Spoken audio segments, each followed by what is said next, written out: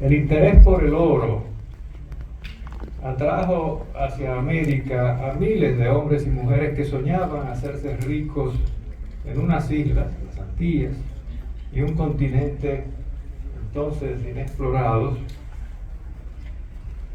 que según las leyendas contenían grandes cantidades altamente imaginadas de ese metal que muchos creían que serían fácilmente explotables en ciudades, hasta en ciudades doradas. La realidad se encargó de reducir esos sueños a experiencias más modestas, pues las ciudades doradas, como ustedes saben, nunca existieron, aunque aparecieron algunos caciques que gastaban mantos ceremoniales áureos en los Andes y Mesoamérica, en donde la minería aurífera y la fabricación de espléndidas joyas de oro y de plata sí eran algo corrientes. En las Antillas, en cambio, los españoles tuvieron que esforzarse mucho para explotar yacimientos que garantizaran su permanencia en estas tierras del Nuevo Mundo.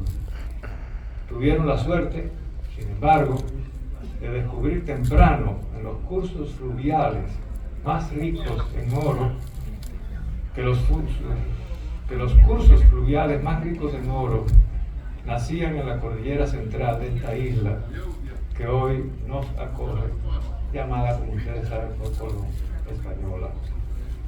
Durante un poco más de medio siglo, los españoles, con trabajadores indios y africanos, explotaron esos yacimientos, pero atraídos por las grandes riquezas mineras del continente, en donde había abundancia de brazos aborígenes, sobre todo después de 1522, aquellos que podían abandonar la isla de Santo Domingo lo hicieron.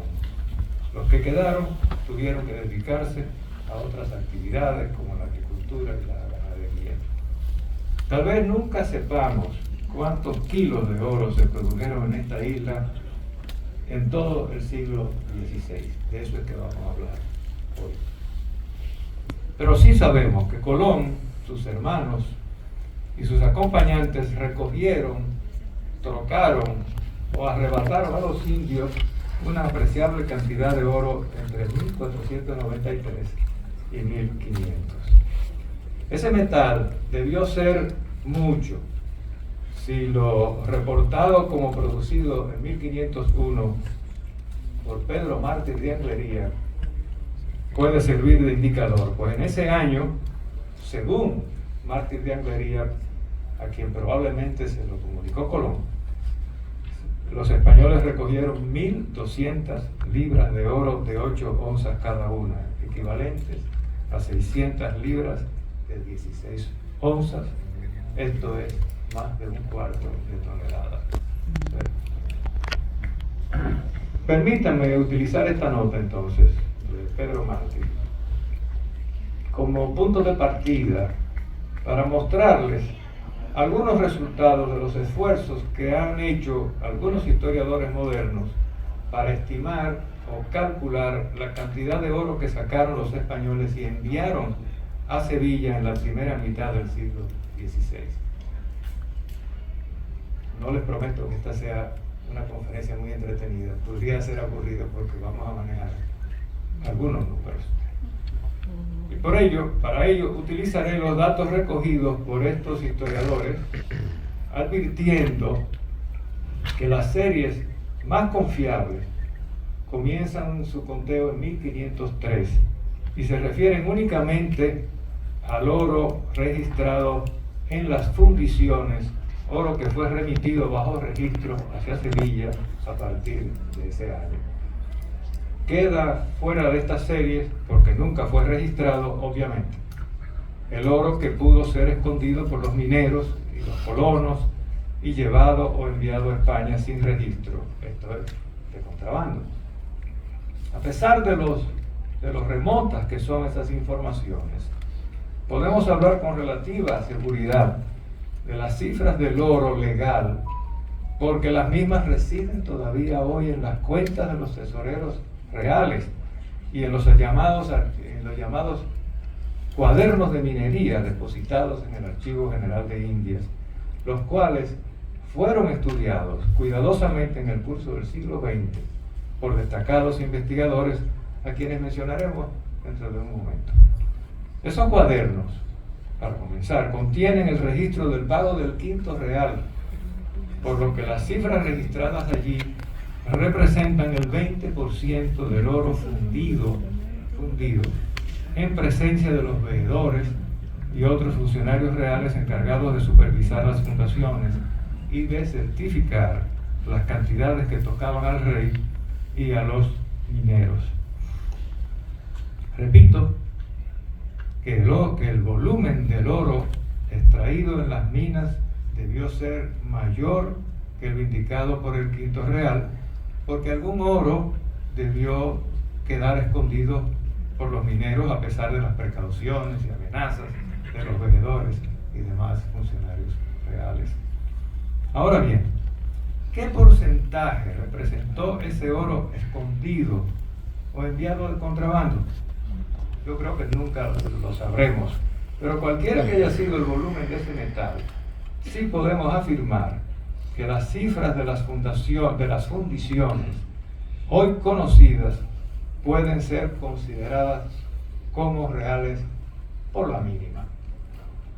Por las noticias que han llegado a nuestros días sabemos que mucho oro llegó a España clandestinamente y que otra cantidad pasó al continente americano para financiar expediciones, compras de propiedades, primero en Darién, en Tierra Firme, luego en Cuba, México, Centroamérica y más adelante en Perú y otros países. Una parte considerable de ese metal quedó en la isla, pues los mineros, funcionarios, colonos, hacendados y comerciantes necesitaban un medio de cambio tangible para comprar mercancías procedentes de Europa, así como esclavos indios y negros, además de alimentos, y también necesitaban moneda para pagar salarios y servicios.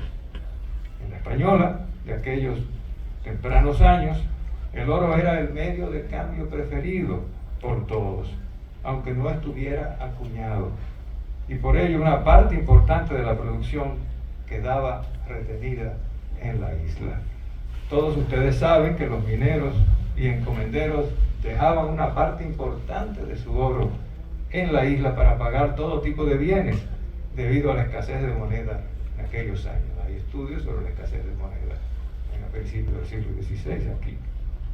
Por falta de moneda corriente, hubo un largo periodo en que los encomenderos, colonos y comerciantes utilizaban pedacitos, barritas, láminas y tejuelos de este metal como medio de pago. Por ejemplo, José Manuel Enrique tiene algunas muestras de estas piececillas. Del metal que quedaba en la isla tampoco hay muchos detalles, pero del que salió registrado hacia Sevilla entre 1503 y 1548 sí ha quedado el rastro documental en varias fuentes. Ellas son los mencionados cuadernos de minería, los libros de cuentas del tesorero de la Casa de Contratación Sancho de Matienzo y las cuentas de Cristóbal de Santa Clara, que fue el tesorero de la colonia en tiempos de Obando. Muchos de ustedes recordarán que estas y otras fuentes fueron utilizadas parcialmente por los historiadores norteamericanos Clarence Herring en 1915 y Earl Hamilton en 1934, cuando compilaron las primeras series de exportación del oro americano. En esas tempranas series, las cantidades aparecen expresadas en pesos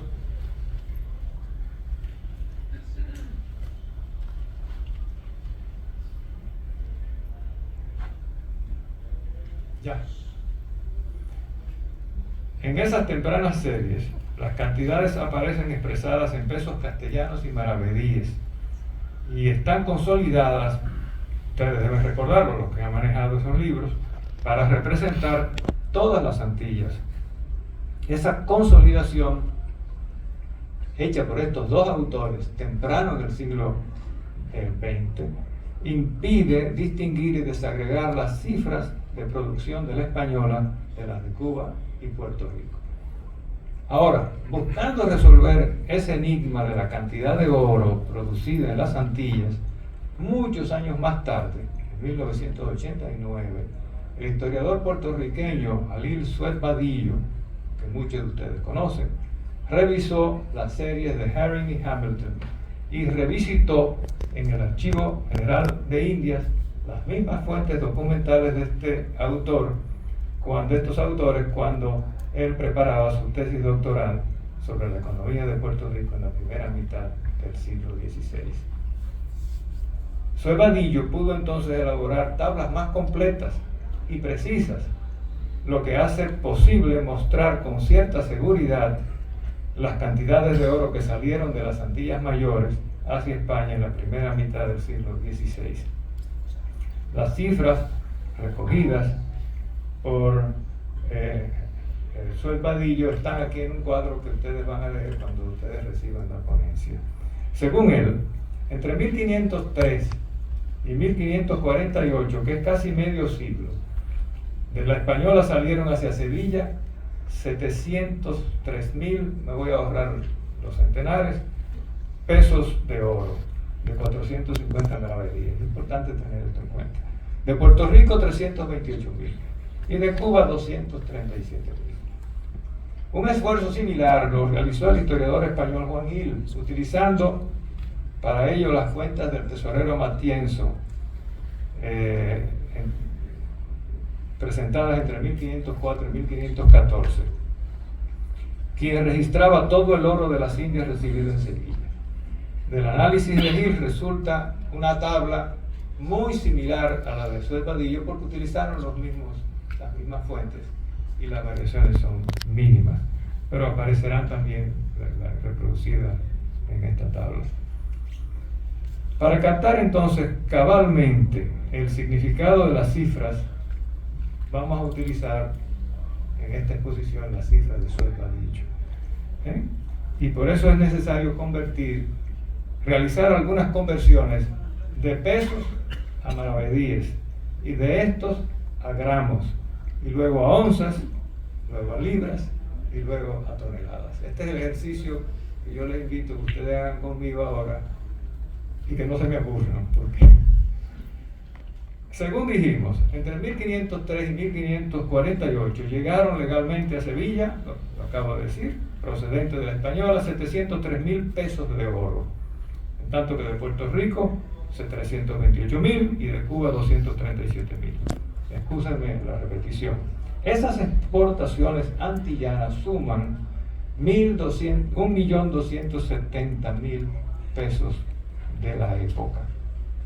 Para calcular el volumen físico de todo ese oro, debemos referirnos al valor del peso castellano en las Indias. En aquellos años, el valor del peso estaba fijado por ley en 450 maravedíes. Cada maravedí equivalía a 22.5 quilates. Cada quilate tenía 0.20 gramos. La libra de 16 onzas estaba fijada en 460 gramos, no 453 como es hoy. Una onza era igual a 28.75 gramos. En consecuencia, un peso de 450 maravedíes era igual a 22.5 veces 0.20 gramos, o sea, 4.5 gramos, a diferencia del peso castellano en la península que estaba valorado en 485 maravedíes. Todos estos números ustedes podrán leerlos, considerarlos y evaluarlos también con calma. Así que ese 1.270.000 pesos representaban 5.715.000 gramos, los que reducidos a libras, dividiendo entre 460, resultaban en 12.424 libras de 16 onzas. Esa cantidad, ¿era mucho o era poco? A la escala de la producción mundial de oro hoy día, cuando uno ve las macro minas que existen, resulta poquísimo. Pues el total remitido oficialmente por las tres grandes Antillas en ese periodo de 45 años apenas alcanzó 6.21 toneladas. Esto es, tantas onzas, tantas libras, etcétera, en ese medio siglo. equivalentes a un promedio de 276 libras anuales.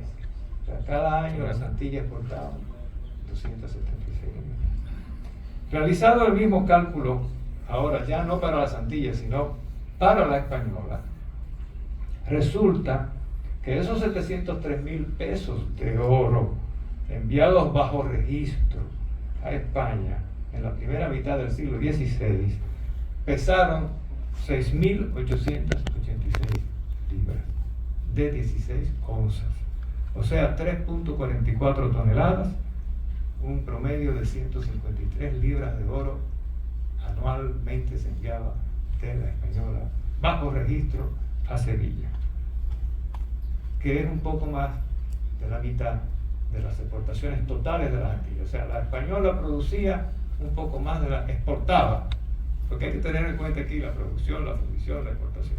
Exportaba un poco más de la mitad de lo que exportaban todas las Antillas. Puerto Rico en segundo lugar, Cuba en tercer lugar. Ahora, fíjense bien, hoy una sola compañía, Pueblo Viejo Dominicana, propiedad de la gran minera Barrick, exporta un promedio de 1 millón de onzas anuales, equivalente a 34 toneladas. ¿Mucho oro o poco oro?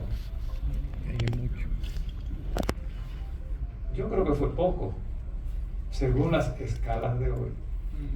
Pero mucho, si se considera la extrema escasez de ese metal en la Europa de los siglos XV y XVI. Y de ahí el impacto que los metales americanos tuvieron en la masa monetaria española, en donde el oro y la plata produjeron, ya una vez conquistado México y Perú, desde luego, por su relativa abundancia, la célebre revolución de los precios de Castilla que estudió Hamilton en su famoso libro. O sea, recuerdan, o sea que es al oro americano que se le atribuye convencionalmente en la historiografía de esta época económica, financiera de esta época, es al oro americano que se le atribuye la gran oleada de un siglo de inflación que padeció Europa, particularmente España, en el siglo XVI. Ahora bien, cuando comparamos las cantidades enviadas legalmente a Sevilla con el oro que salió de las fundiciones, entonces descubrimos un hecho hasta ahora no señalado por los historiadores. Me refiero a que en la primera mitad del siglo XVI quedaba mucho más oro en las Antillas y en tierra firme que el que salía hacia España. Ustedes no sabían eso, ni yo tampoco, hasta que lo descubrí. En 1506 y 1507 se fundieron en el Español a 421.000 pesos de oro y solo se remitieron a Sevilla 81.000, el 19%. De los años siguientes, 1508 a 1517, no tenemos cifras disponibles, pero a partir de 1520 sí poseemos otra serie continua que nos permite afirmar que la mayor parte del oro extraído en la Española permanecía en la isla, o si llegaba a España, lo hacía por la vía privada, en manos de sus dueños o de sus representantes, o se iba a otras partes de las Indias. Hay una tabla ahí que va comparando fundición con exportación, con lo que se queda en la isla. Esta tabla, que compara el oro fundido con el oro remitido a Sevilla, nos revela una realidad hasta ahora, como les decía hace un segundo, desconocida por la historiografía colonial dominicana o antillana. En solamente 2 ocasiones el porcentaje de oro remitido pasó el 20% del fundido. En los demás años, estas proporciones variaban desde un mínimo de un 7% en promedio a un promedio central del 11% en los mejores años. Fíjense la cantidad de oro que se quedaba aquí. Claro, no había moneda. El oro era la moneda de curso corriente. Algo que para nosotros hasta ahora ha sido una anécdota. Yo tengo un tejuelito. Es que cuando uno ve las cifras, entonces descubre esta otra realidad. No obstante, durante los años en que las autoridades y vecinos de la isla se quejaban de la crisis de la minería, entre 1523 y 1536, por ejemplo, que es un periodo donde las quejas son continuas, porque la gente se está yendo a México, primero a Cuba, luego a México, luego a Perú. Los encomenderos continuaron explotando las minas con esclavos negros e indios esclavos traídos de Centroamérica. Por ello, las cifras de producción, a pesar de las quejas, no fueron tan dramáticamente bajas como los vecinos comunicaban en sus cartas a la corona.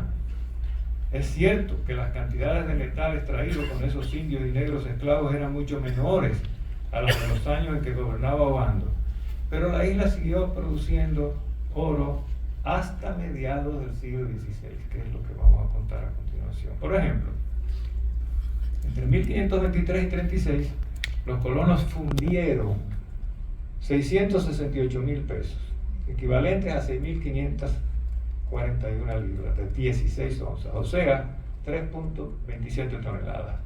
De esa cantidad solo se enviaron a Sevilla 77.000 pesos, equivalentes a 755 libras, o sea, un tercio de tonelada.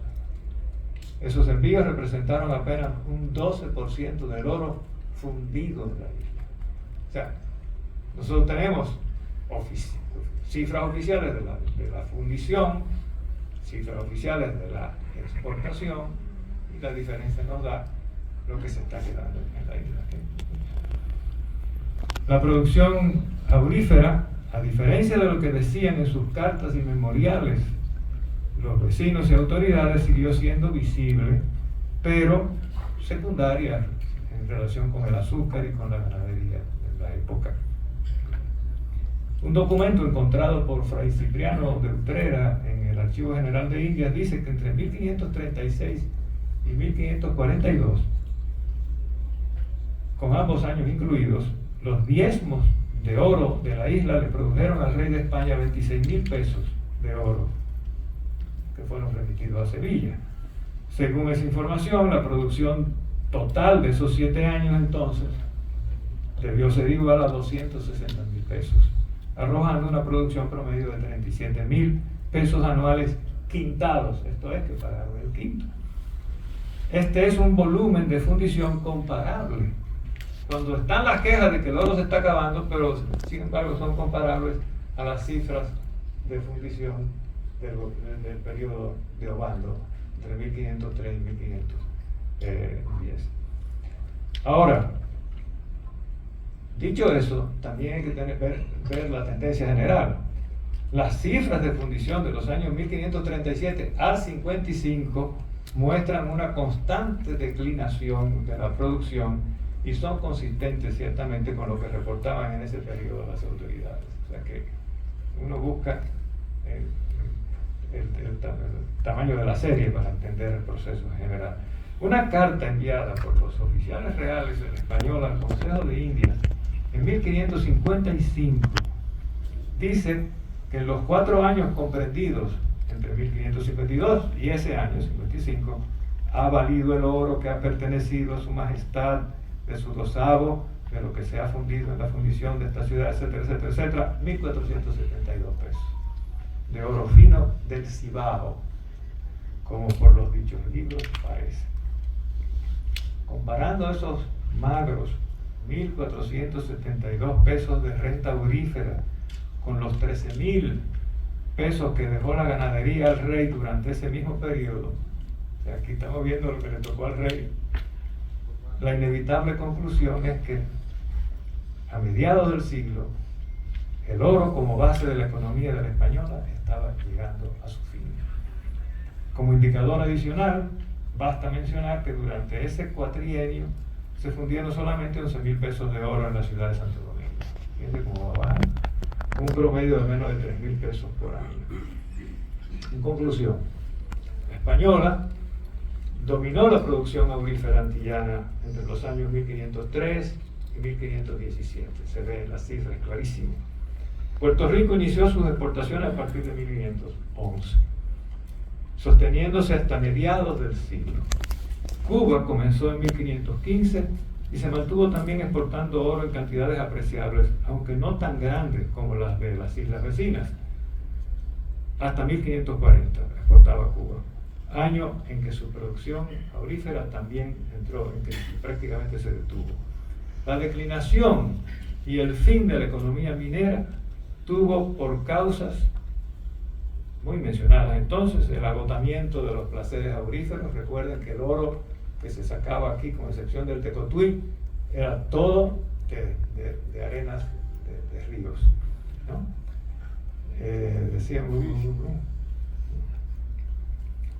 Bueno, la declinación y el fin de la economía aurífera tuvo por causas el agotamiento de los placeres auríferos, la extinción de la población aborigen, el aumento del costo de la mano de obra esclava, porque entonces ya había que comprar los indios que se traían de Centroamérica, los mismos esclavos, la emigración de los vecinos españoles que perdieron interés en la minería, despoblaron la isla, se fueron a México, a Perú, a Centroamérica, y la desviación de los capitales hacia la producción azucarera y la ganadería. La producción aurífera de la Española quedó entonces como una actividad económica secundaria a partir de 1520, pero importante, como hemos visto. Secundaria, importante, pero con rendimientos decrecientes. Pocos encomenderos a partir de ese periodo querían enviar sus escasos indios a las minas porque el rendimiento era cada vez menor. A pesar de ello, la producción de oro, como hemos dicho, no desapareció en la primera mitad del siglo. En la Española la minería pudo sostenerse porque los encomenderos pusieron, ya lo he dicho, lo estoy repitiendo, pusieron esclavos africanos y esclavos indios yucatecos a laborar las minas. Lo mismo hicieron los encomenderos en Puerto Rico hasta mediados del siglo XVI. Se conserva por lo menos un testimonio personal de uno de esos empresarios mineros, el bachiller Álvaro de Castro, tesorero de Santo Domingo, quien en una carta al rey, escrita en septiembre de 1532, detalle cómo él había podido seguir produciendo oro con esclavos negros, hecho que algunos cuestionaron acusándolo de estar procediendo ilegalmente. De esos chismes que ustedes ven en la Carta Colonial. La conquista de México, decíamos, en 1522, acentuó la despoblación española de la isla, pues atrajo hacia el continente a muchos mineros. La mayoría de los vecinos que quedaron apenas sabían sacar oro. Claro, eran ganaderos o algunos productores de azúcar, y se desinteresaron de esta actividad, aun cuando mantenían la esperanza de encontrar algún yacimiento o mina que los hiciera ricos, porque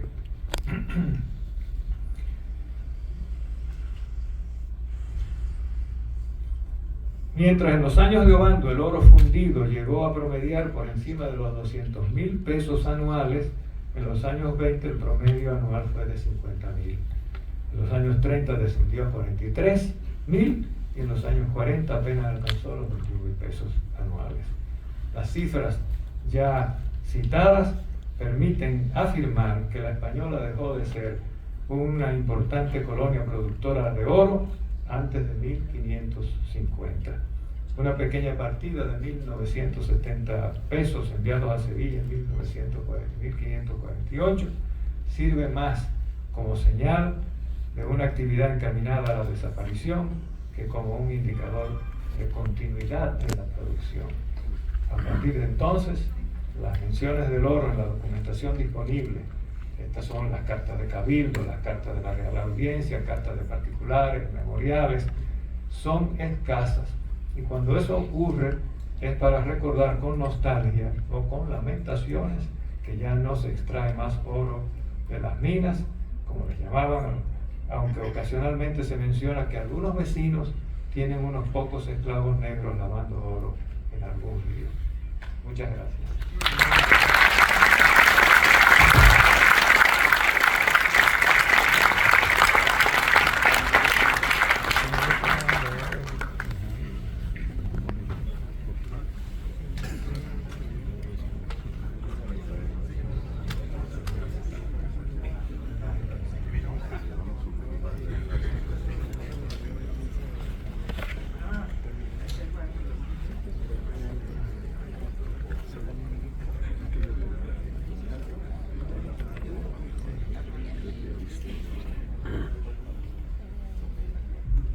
Parece que Alan, ¿tú tienes alguna pregunta para mostrar? A don Fran no le gusta mucho la pregunta, así que vamos, yo te voy a dar para que se le escriba. Correcto. Vamos a proceder a entregarle la medalla oficial de la cuarta convención y a ofrecerle un rotundo aplauso. Don Fran.